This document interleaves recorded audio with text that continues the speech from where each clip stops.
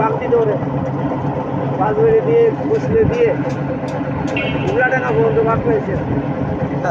হ্যাঁ টিপুর আমলে ব্যাপক ব্যাপক ছিল টিপুর।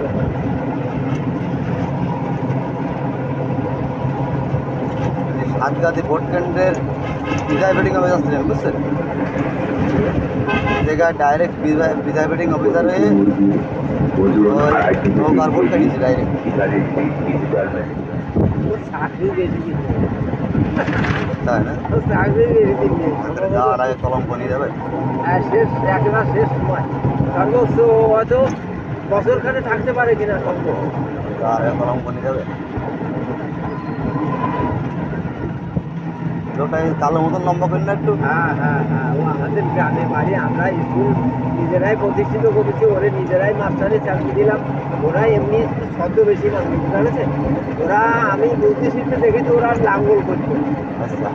তারপরে দেখলাম আছে বিএনপির সাথেও সংশ্লিষ্ট ছিল, মানে আমি বুঝতে শিখতে দেখেছি ওদের গ্রুপটাই লাঙ্গল করতো, সব মাস্টারের গ্রুপ। তারপরে ওরা বিএনপির সাথেও রাজনীতি করেছে, বিএনপির সাথেও দল করেছে। তারপরে এই যে দীর্ঘ টাইম আমলিগ আসলে না, একেবারে পুরো আমলিগ হয়ে গেছে, পুরো আমলিগ দীর্ঘ টাইমে একেবারে পুরো আমলিগ। এরকম দল করা যায় শিক্ষক মানে ওদের গোষ্ঠী নাই ধরে ওই একই লাইন।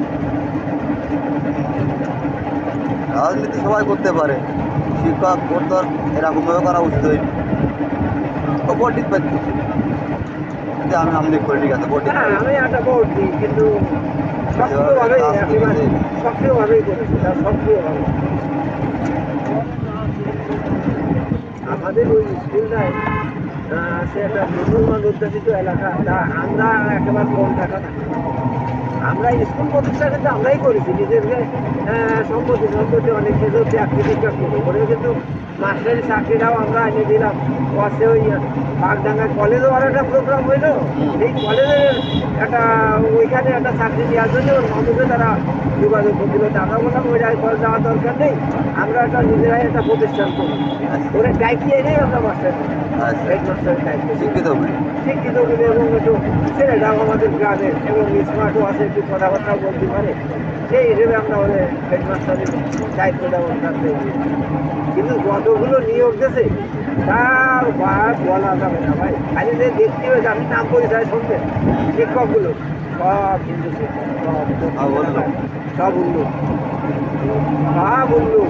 একটা মুসলমান ছেলে ভেবে গ্রামের প্রতিবেশী হিসেবে ওকে হাতে যখন, এখন তো নিয়োগ শিক্ষা হাতে নেই, যখন মাস্টারকে হাতে ছিল, কমিটির হাতে ছিল, তখন কোনো মূল্যায়ন করে একেবারে পুরো অনুগত যারা তাদেরকেই নিয়োগ করছে।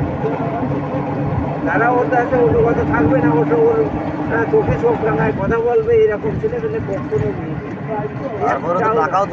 টাকা তো খাইছে, টাকা খাবে না, এটা তো ওটা তো না না না, কাউরে ফিরলে পরে নিয়ে দিল, সব আছে দক্ষিণ এলাকার হিন্দু মুসলিম এইসব দেশে